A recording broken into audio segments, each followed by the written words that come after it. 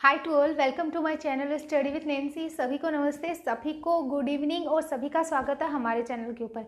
जैसा कि आप सभी को पता है कि अभी हम जो है वो राजस्थान ज्योग्राफी पढ़ रहे हैं, तो उसी सीरीज़ में जो है वो हमने टॉपिक वाइज जो है वो सारे टॉपिक को कवर करते हुए हम चल रहे हैं। तो अब हम जो है वो हमारा जो सिंचाई परियोजना का जो टॉपिक था वो पूरी तरीके से जो वो कंप्लीट हो चुका है, यानी कि हमने उससे रिलेटेड हर चीज़ें जो थी वो पढ़ने की पूरी तरीके से कोशिश कर ली है या पूरी तरीके से पढ़ ली है। अब नेक्स्ट बात आती है कि आज हमारा न्यू टॉपिक क्या रहने वाला है राजस्थान ज्योग्राफी में। तो राजस्थान की फसल जो है वो राजस्थान के जो RS प्री जो आता है उसमें, RS मेंस में बहुत ज़्यादा इंपॉर्टेंट रोल प्ले करते हैं, क्योंकि इनमें जो स्पेसिफिक फसल दी हुई है जैसे कि गन्ने की, कपास की, चावल की, बाजरे की, तो इनके बारे में जो है वो हम आज अच्छे से पढ़ेंगे। ठीक है, तो हम जो है वो सारी चीज़ों को कवर करते हुए चल रहे हैं। तो सबसे पहले हम जो है वो राजस्थान की फसलों का जो वर्गीकरण किया गया है वो पढ़ेंगे। ठीक है, तो आज हम जो है वो हमारा नया टॉपिक राजस्थान की फसल स्टार्ट करते हैं।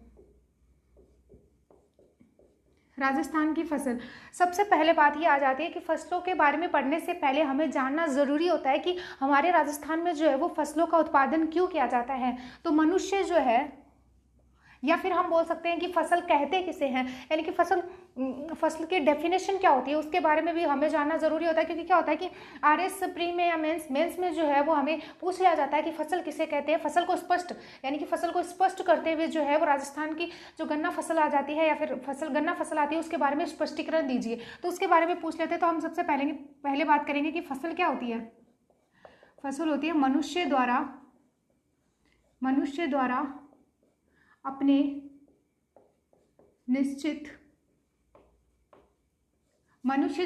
निश्चित उद्देश्यों की प्राप्ति के लिए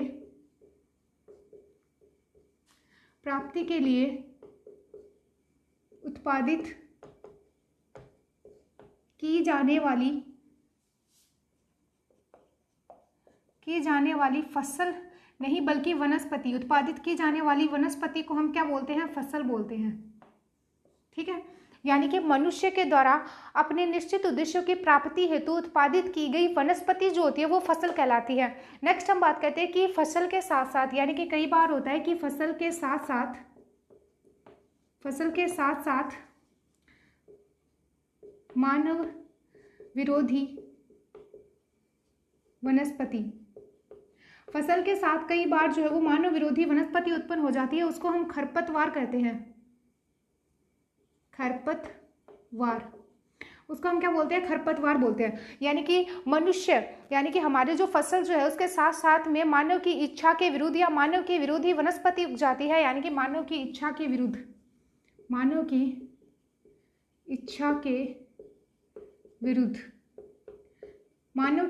के विरुद्ध जो वनस्पति उग जाती है उसको हम जो है वो खरपतवार कहते हैं, और ये जो है वो फसल के साथ साथ उगती है। नेक्स्ट हम बात करते हैं कि फसल को प्राप्त करने के लिए जो है वो फिर हम कई तकनीकी और कई विधियां अपनाते हैं, उसको हम कृषि कहते हैं। फसल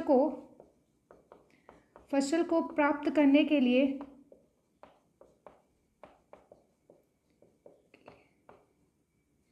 तकनीकी व विधि का यूज करते हैं, उसे हम कहते हैं कृषि।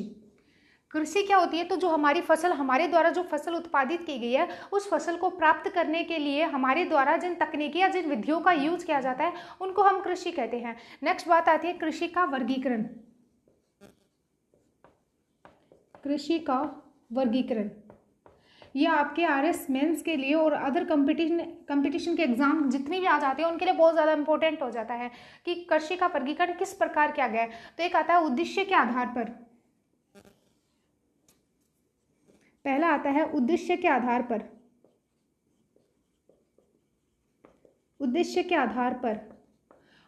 आधार में जो है वो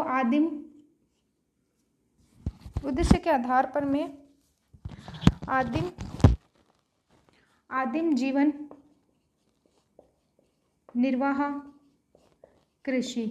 आदिम जीवन निर्वाह कृषि में हम शामिल करते हैं स्थानांतरित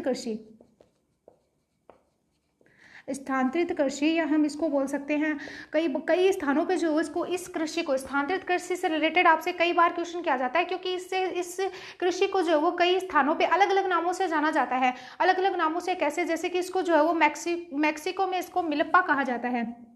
फर्स्ट अगर हम तो सबसे पहले हम बात करते हैं कि हम जो वो राजस्थान की फसल जो आ जाती है उसका टॉपिक हम पढ़ रहे थे राजस्थान ज्योग्राफी में, जिसमें कि हमने शुरुआत में जो है वो सबसे पहले हमें ये जानना जरूरी होता है कि फसल क्या होती है, कृषि क्या होती है, और इसके साथ में खरपतवार जो है वो क्या होता है। ठीक है, तो हम सबसे पहले बात करते हैं फसल के बारे में। तो मनुष्य के द्वारा अपने निश्चित उद्देश्यों के लिए, यानी कि कोई किसी जो है वो आजीविका के निर्वाह के लिए, किसी प्रकार के व्यापार के लिए जो वो कृषि का मतलब फसल उत्पादित करता है। ठीक है, कृषि नहीं फसल उत्पादित करता है। उसी प्रकार मनुष्य अपने निश्चित उद्देश्यों की प्राप्ति के लिए जो वनस्पति उत्पादित करता है उसको हम फसल बोलते हैं। ठीक है, जो वनस्पति मतलब किसान के द्वारा या मनुष्य के द्वारा जो उत्पादित की जाती है उसको हम वनस्पति मतलब फसल बोलते हैं।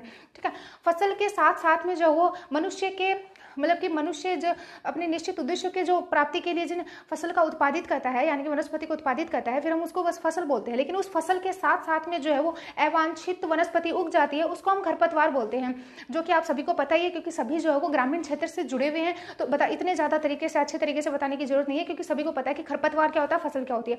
और अब जो हमारे द्वारा यानी कि मनुष्य के द्वारा जो फसल उत्पादित की गई है, उस फसल को जिस तकनीकी या जिस विधि के द्वारा हम जो है वो प्राप्त करते हैं उसको हम बोलते हैं कृषि। ठीक है, यानी कि जिस माध्यम से या जिस तकनीकी से या जिस विधि के द्वारा जो है वो हम उस फसल को प्राप्त करते हैं उसको बोलते हैं हम कृषि। ठीक है, अब हम बात करते हैं कृषि का वर्गीकरण। ठीक है, मैंने फसल के बारे में आपको बता दिया, खरपतवार के बारे में बता दिया और कृषि के बारे में बता दिया। अब आता है कृषि का वर्गीकरण। तो कृषि का वर्गीकरण जो है वो एक तो क्या गया, उद्देश्य के आधार पर कृषि, यानी कि आदिम जीवन निर्वाह के लिए कृषि की जाती है, यानी कि खुद के लिए जो वो कृषि की जाती है उद्देश्य के आधार पर, जिसमें कि आदिम जीवन निर्वाह कृषि की जाती है। जिसमें कि फर्स्ट हम बात करते हैं स्थानांतरित कृषि के बारे में। स्थानांतरित कृषि का मतलब क्या होता है कि एक स्थान से दूसरे स्थान पर कर दी जाती है, यानी कि हमारे आदिवासी एरिया के जो लोग आते हैं उनके द्वारा हमारा जो मतलब एरिया होता है उसमें कुछ जो है वो मतलब कि पेड़ पौधों को काट के या फिर जो वनस्पति जो होती है उसको हटा के वहाँ पे उस जगह को साफ करके वहाँ पे जो है वो कृषि करते हैं, और कुछ समय बाद में जो है वो दूसरे स्थान पे वैसे ही प्रक्रिया फॉलो करते हुए वहाँ पे कृषि करते हैं। उसको बोलते हैं स्थानांतरित कृषि, यानी कि स्थान स्थान पे कृषि करते रहते हैं, यानी कि स्थानों को जो वो बदलते रहते हैं। जिसमें कि स्थानांतरित कृषि को हमारे राजस्थान में वालरा कृषि या चिमाता कृषि कहते हैं। जो पहाड़ों के ऊपर मतलब कि आदिवासियों के द्वारा जो कृषि की जाती है उसको चिमाता कृषि कहते हैं, लेकिन जो जमीन के ऊपर जो स्थानांतरित कृषि की जाती है उसको हम ज़्यादा स्पीड में हो गया उसको हम वालरा कृषि कहते हैं। नेक्स्ट हम बात करते हैं कि जो स्थानांतरित कृषि जो है उसको अन्य देशों में, या फिर हम बात कर सकते हैं भारत के ही देशों में, भारत के राज्यों में जो है उसको अनेक नामों से जाना जाता है। जिसमें कि सबसे पहले श्रीलंका में इसको जेन्ना के नाम से जाना जाता है, मैक्सिको में जो है वो इसको मिलप्पा के नाम से जाना जाता है, और हिमाचल प्रदेश में इसको खिला के नाम से जाना जाता है, मध्य प्रदेश में इसको दहिया के नाम से जाना जाता है, और इसके साथ में असम में जो है वो इसको झुमिंग कृषि के नाम से जाना जाता है। और हमारा जो पश्चिमी घाट आ जाता है, यानी कि जो भारत के मैप में आपको जब हमें इंडियन ज्योग्राफी पढ़ाएंगे उस टाइम हम आपको बताएंगे कि पश्चिमी घाट में जो है वो कुमारी कहा जाता है स्थानांतरित कृषि को। ठीक है, ये तो कंप्लीट हुई इसके बारे में। फिर जल की उपलब्धता के आधार पे जो है वो कृषि को वर्गीकृत किया गया है या कृषि का वर्गीकरण किया गया है। जिसमें कि शुष्क कृषि होती है, जिसके लिए हमें कितनी वर्षा चाहिए होती है, कितना जल चाहिए होता है, तो 0 से लेकर 50 सेंटीमीटर तक चाहिए होता है। लेकिन वही जो वो सिंचित कृषि जो होती है उसमें हमें 50 से लेकर 150 सेंटीमीटर तक जो है वो हमें जल चाहिए होता है। और आर्द्र कृषि में जो है वो 150 सेंटीमीटर से भी ज्यादा जो है वो हमें जल चाहिए होता है। नेक्स्ट हम बात करते हैं तर कृषि। तर कृषि का मतलब होता है, आप बोलते हो कि पानी से तरबतर हो रखा है पूरा खेत। ठीक है, उसी प्रकार जो है यानी कि पूरे हर समय जिस खेत में पानी रहता है या हर समय वो पानी या जल की जो उसमें उपलब्धता होती है उसी को हम जो वो तर कृषि कहते हैं। ठीक है, नेक्स्ट हम बात करते हैं अगली कृषि का वर्गीकरण, जिसमें कि हमने देखा था एकल कृषि क्या होती है, यानी कि एक वर्ष में एक खेत में सिर्फ एक ही फसल उत्पादित की जाती है, उसको हम बोलते हैं एकल कृषि। लेकिन वही जो है वो द्विफसलीय कृषि, द्विफसलीय नाम से ही पता चल रहा है, द्विफसल यानी कि 2 फसल। तो एक खेत में एक वर्ष में 2 फसल उत्पादित कर दी जाती है, यानी कि इधर जो है वो गेहूं बोलिए, इधर जो वो चने बोलिए, ऐसे करके जो है वो की जाती है, उसको हम बोलते हैं द्विफसलीय कृषि। नेक्स्ट आती है बहुफसलीय कृषि, यानी कि कई जो है वो मतलब कि जो कैरिया लगा लगा के करते हैं ना, वैसी कृषि, यानी कि बहुत सारी फसलों का एक साथ में उत्पादन कर लेना, यानी कि 2 या 3 या इससे अधिक फसलों का जो वो उत्पादन करना एक खेत में एक वर्ष में, तो उसको हम बोल सकते हैं बहुफसलीय कृषि। ठीक है, फिर नेक्स्ट आता है हमारा ये मिश्रित कृषि क्या होती है। मिश्रित कृषि से नाम से पता चल रहा है मिश्रित यानी कि मिली जुली। तो इसमें जो है वो जिसमें कि किसान के द्वारा कृषि भी की जाती है और उसके साथ में उसके द्वारा कुछ पशु भी रखे जा रहे हैं अपनी आजीविका के निर्वाह के लिए, तो उसको हम बोल सकते हैं मिश्रित कृषि, यानी कि पशु और कृषि दोनों जो है वो मिश्रित कृषि के अंडर में आते हैं। एक होती है ट्रक कृषि। क्या होती है, नाम से ऐसे लग रहा है कि बहुत भयानक कृषि होगी, बल्कि ऐसा नहीं है। ट्रक कृषि हम आपको अच्छे से समझाएंगे। जैसे कि आप सभी को पता है कि हमारे जो वो फल सब्जियां सुबह जो है वो हमें ताजी फल सब्जी उसको हम बोलते हैं एकल कृषि। लेकिन वहीं जो है वो द्विफसलीय कृषि, द्विफसलीय नाम से ही पता चल रहा है, द्विफसल यानी कि 2 फसल। तो एक खेत में एक वर्ष में 2 फसल उत्पादित कर दी जाती है, यानी कि इधर जो है वो गेहूं बोलिए, इधर जो है वो चने बोलिए, ऐसे करके जो है वो की जाती है, उसको हम बोलते हैं द्विफसलीय कृषि। नेक्स्ट आती है बहुफसलीय कृषि, यानी कि कई जो है वो मतलब कि जो कैरियां लगा लगा के करते हैं ना, वैसी कृषि, यानी कि बहुत सारी फसलों का एक साथ में उत्पादन कर लेना, यानी कि 2 या 3 या इससे अधिक फसलों का जो वो उत्पादन करना एक खेत में एक वर्ष में, तो उसको हम बोल सकते हैं बहुफसलीय कृषि। ठीक है, फिर नेक्स्ट आता है हमारा ये मिश्रित कृषि। क्या होती है मिश्रित कृषि? मिश्रित कृषि से नाम से पता चल रहा है मिश्रित यानी कि मिली जुली। तो इसमें जो है वो जिसमें कि किसान के द्वारा कृषि भी की जाती है और उसके साथ में उसके द्वारा कुछ पशु भी रखे जा रहे हैं अपनी आजीविका के निर्वाह के लिए, तो उसको हम बोल सकते हैं मिश्रित कृषि, यानी कि पशु और कृषि दोनों जो है वो मिश्रित कृषि के अंडर में आते हैं। एक होती है ट्रक कृषि। क्या होती है? नाम से ऐसे लग रहा है कि बहुत भयानक कृषि होगी, बल्कि ऐसा नहीं है। ट्रक कृषि हम आपको अच्छे से समझाएंगे। जैसे कि आप सभी को पता है कि हमारे जो है वो फल सब्जियां सुबह जो है वो हमें ताजी फल सब्जियां मिल जाती है, ताजी फल सब्जियां प्राप्त हो जाती है, यानी कि कल की सब्जियां जो है वो आप आज सुबह यानी कि आज जो है वो थोड़े ना लेके आते हो। तो इसी वजह से जो है वो ट्रकों के द्वारा जो सब्जियां इमिडिएटली यानी कि जल्दी से जो है वो मतलब कि मंडियों में पहुंचाई जाती है, जिसके हम बोलते हैं ट्रक कृषि। यानी कि कुछ फसलें ऐसी मतलब कुछ कृषि ऐसी होती है जो कि हमें जल्द से जल्द उसको जो है वो बाजार में पहुंचाना होता है। ठीक है, तो उनके लिए जो है वो ट्रक कृषि यानी कि ट्रक का इस्तेमाल किया जाता है, उसी को हम बोलते हैं ट्रक कृषि। ठीक है, अब हो गई व्यापारिक कृषि। जो व्यापार के लिए कृषि की जाती है उसको हम व्यापारिक कृषि कहते हैं। नकदी फसल जैसे कि गन्ने की जो कृषि जो होती है। अब हम पढ़ते हैं कि ऋतुओं के आधार पे फसलों के प्रकार, यानी कि हमने देख लिया कि नकदी कृषि के बारे में बात कर ली कि जो गन्ना जो होता है उसका हम मतलब गन्ने की जो कृषि जहाँ पे होती है वहाँ पे गन्नों को जिस टाइम खेत में काटा जाता है उसी टाइम उनके जो है वो नगद पैसे जो उनको दे दिए जाते हैं, जिसको हम नकदी फसल जो है या नकदी कृषि हम बोल सकते हैं। अब हम बात करते हैं कि कृषि के वर्गीकरण में जो है वो ऋतुओं के आधार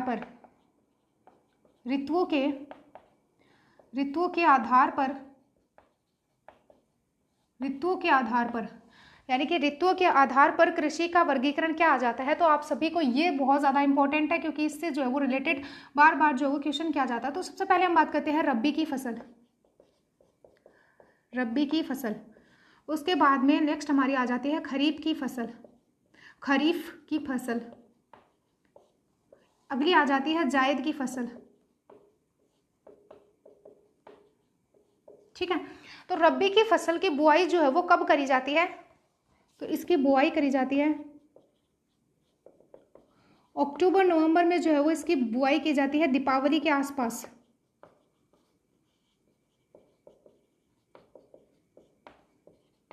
दीपावली के आसपास जो है वो अक्टूबर नवंबर में इसकी बुआई की जाती है। फिर अगर हम बात करें तो इसको जो है वो कटाई कब कर ली जाती है? तो मार्च अप्रैल में जो है वो रबी की फसल की कटाई कर ली जाती है। मार्च अप्रैल में जो है वो इसकी कटाई कर ली जाती है होली के आसपास।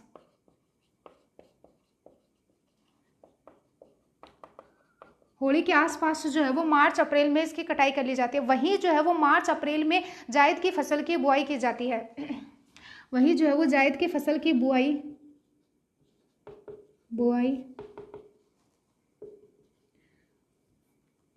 मार्च अप्रैल में बुआई की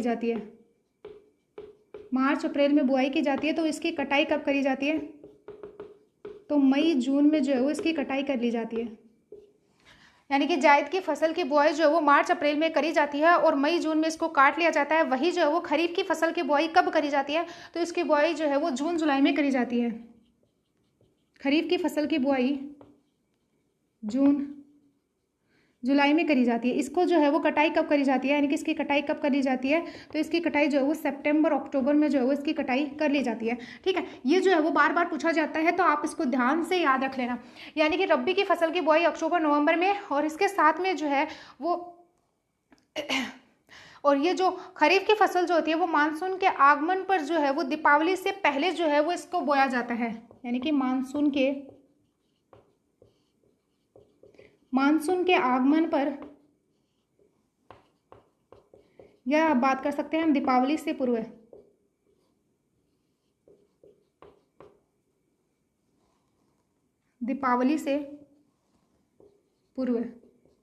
मानसून के आगमन पर या फिर दीपावली से पूर्व जो है वो खरीफ की फसल बोई जाती है।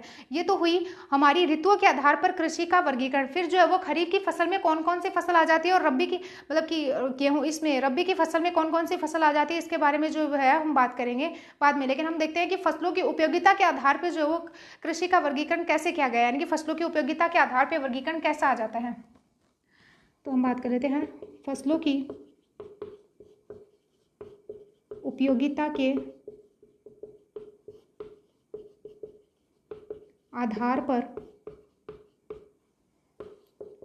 वर्गीकरण। फसलों की उपयोगिता के आधार पर वर्गीकरण यानी कि फसलों की उपयोगिता कैसे, जैसे कि कोई लोग जो है वो किसान जो है वो अपने खाद्यान्न के लिए फसल उत्पादित करते हैं, कोई अपने व्यवसाय के लिए करते हैं, तो कोई अपने रेशेदार फसलों का उत्पादन जो है वो करते हैं। जैसे कि हम बात करें तो खाद्यान्न फसलें हो जाती हैं, खाद्यान्न फसलें,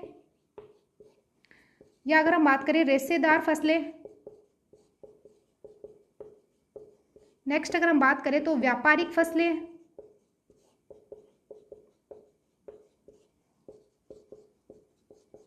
यानी कि व्यापार के लिए की जाने वाली जो कृषि या फसल उत्पादित की जाती है उसको हम बोलते हैं व्यापारिक फसलें। रेशेदार फसलें यानी कि जिनमें रेशे की प्राप्ति की जाती है उसको हम रेशेदार फसलें कहते हैं। कुछ आती है कि पेय फसलें हो जाती है जिसमें कि चाय और कॉफी आ जाती है, और कुछ मादक फसलें हो जाती हैं, मादक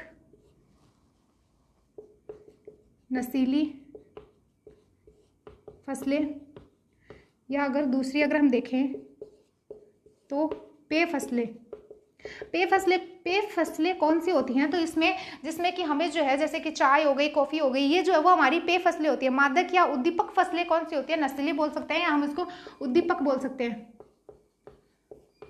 ठीक है, तो ये तो हो गई हमारी फसलों के उपयोगिता के आधार पर वर्गीकरण। ठीक है, नेक्स्ट हम बात करते हैं कि या फटाफट से नोट करो, फिर हम जो है वो देखते हैं कि कौन कौन सी में जो वो कौन कौन सी फसलें आ जाती हैं। जैसे कि खरीफ में जो है वो कौन सी फसलें आ जाती हैं, या रबी में कौन सी आ जाती हैं, या जायद में कौन कौन सी आ जाती हैं।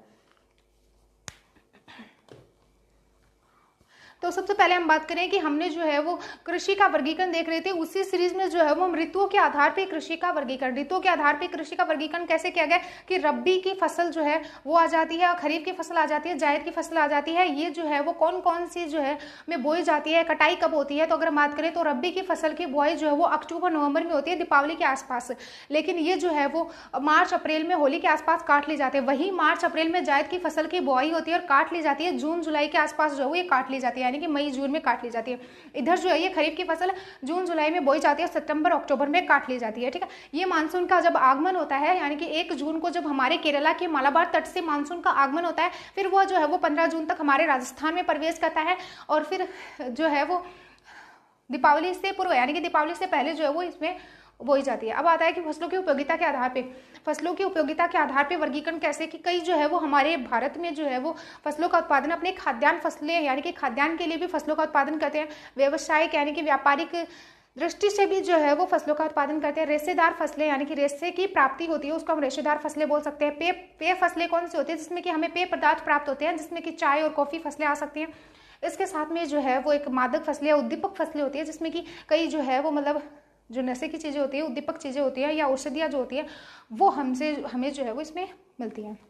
अब आप फटाफट से नोट करो, फिर हम आगे देखते हैं कि इसमें खरीफ की फसल में कौन कौन सी आ जाती है और रबी की फसल में कौन कौन सी आ जाती है।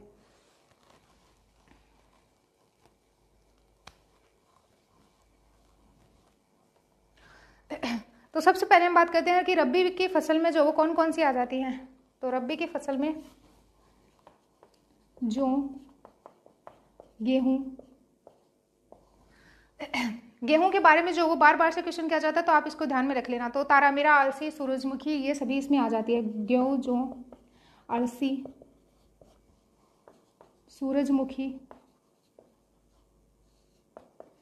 तारामीरा, जो गेहूं, चना, अलसी बात करें तो रबी में जो सूरजमुखी, तारामीरा और मटर, मैसूर की दाल होती है वो भी इसी में आ जाती है। अफीम, मसाले सभी इसमें आ जाते हैं, अफीम इसी में आ जाती है। और जितने मसाले होते हैं जिसमें कि जीरा, धनिया यानी कि मसाले जितने भी हमारे आ जाते हैं वो इसके अंतर्गत आ जाते हैं, जिसमें कि जीरा, धनिया, मेथी, सौंफ, अजवाइन, इसबगोल वो सभी आ जाते हैं। मेथी, अजवाइन,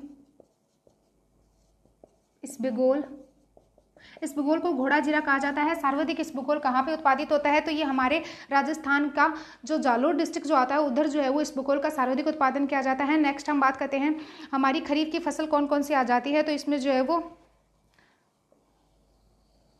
खरीफ की फसल में बाजरा, जवार, मक्का, बाजरे की फसल के बारे में ज़्यादातर आपसे क्वेश्चन किया जाता है। बाजरा, जवार, मक्का और इसके साथ में चावल और जो तिलहन की फसलें आ जाती है जिसमें कि मूंग, मोठ, उड़द, अरहर, चावल और इसके साथ में ही गंवार, मक्का, मूंग, मोठ, उड़द, अरहर, चावल और इसके साथ में ही तिल और मूंगफलियाँ इसी में आ जाती हैं। अरंडी और जो उड़द जो है वो इसी के अंतर्गत आ जाती है। तिल, मूंगफली, अरंडी का तेल आप सभी को पता है। तो तिल भी इसी में आ जाते हैं, मूंगफली आ जाती है, अरंडी आ जाती है और इसके साथ में सोयाबीन में जो वो राजस्थान की कौन सी रैंक आ जाती है? तो तीसरी रैंक जो है वो सोयाबीन में आ जाती है। सोयाबीन में राजस्थान की कौन सी रैंक आ जाती है? तो तीसरी रैंक सोयाबीन में आ जाती है। बाजरा, जवार, मक्का, चावल, तिल, मूंगफली, अरंडी, सोयाबीन, उड़द और एक जो है वो चावल के साथ में नाम याद रख लेना, चवड़ा। चवड़ा जो है वो झुंझुनू में सर्वाधिक होता है। जोजोबा भी होता है। इसके साथ में जो है वो यहाँ पे कपास भी यहाँ पे इसमें आ जाता है, यानी कि कपास जो है वो खरीफ की फसल के अंतर्गत आता है। ओलिव इसी के अंतर्गत आ जाता है, ओलिव। नेक्स्ट हम बात करते हैं कि जायद की फसल में कौन कौन सा आता है। तो जायद की फसल में जो वो ककड़ी हो गई, या फिर अगर हम बात करें तो खरबूजे हो गए, या फिर तरबूज हो गया, ये सभी जो है वो इसमें शामिल किए जाते हैं। तो इसमें इतना ज़्यादा कुछ नहीं है। ज़्यादातर आपसे जो पूछेंगे वो आपसे इसी के बारे में पूछेंगे कि रब्बी की फसल में कौन कौन सी आ जाती है और खरीफ की फसल में कौन कौन से आ जाते हैं। तो हम सबसे पहले बात करते हैं कि रब्बी की फसल में कौन कौन सी फसल आ जाती है, जिसमें कि गेहूँ आ जाती है, जो आ जाती है, सूरजमुखी आ जाती है, इसके साथ में अजवाइन आ जाती है, इसबगोल को घोड़ा जीरा कहा जाता है जो कि जालोर डिस्ट्रिक्ट में सर्वाधिक होता है, धनिया होता है, मेथी होता है और इसके साथ में ही अफीम, मसाले और सभी मतलब मसालों में जिसमें कि धनिया, जीरा और सॉरी अजवाइन जितने भी आ जाते हैं वो इसमें आ जाते हैं। नेक्स्ट हम बात करते हैं कि खरीफ की फसल जो है उसमें कपास, बाजरा, जवार, मक्का, मूंग, मोठ, उड़द, अरहर, चावल भी इसी में आते हैं और चवड़ा भी इसी में आते हैं। गंवार और तिल, मूंगफली, अरंडी, सोयाबीन, चवड़ा, जोजोबा और ओलिव जो इसी के अंतर्गत आ जाता है। जायद की फसल जैसे कि गर्मियों में आप सभी को पता है कि जो खरबूजे आते हैं, ककड़ियाँ आती हैं, इसके साथ में तरबूज आते हैं, वो सभी जायद की फसल में होते हैं। तो ये तो हुई हमारी जो है वो मतलब फसलों का वर्गीकरण हमने बता दिया। कौन ऋतुओं के वर्गीकरण के मतलब ऋतु के आधार पर जिस प्रकार वर्गीकरण किया गया उसी सभी चीज़ें जो है वो मैंने कवर करवा दी। अब हम जो है वो कल हमारा मतलब अगला जब हमारा सेशन होगा तो उसमें हम गेहूँ की, बाजरे की, मक्के की फसल कौन कौन से के लिए जो है वो कितनी जो है वर्षा चाहिए होती है, कितना टेम्परेचर चाहिए होता है और सर्वाधिक जो है वो कहाँ पे कौन से डिस्ट्रिक्ट में की जाती है और राजस्थान का कौन सा स्थान आ जाता है, उत्पादन की दृष्टि से, भंडार की दृष्टि से, सभी चीज़ों की दृष्टि से जो है वो हम अच्छे से जो है वो क्लियर तरीके से अगले सेशन में पढ़ेंगे। तो अगर वीडियो अच्छा लगा तो लाइक, शेयर और सब्सक्राइब जरूर करना है। Thank you and bye.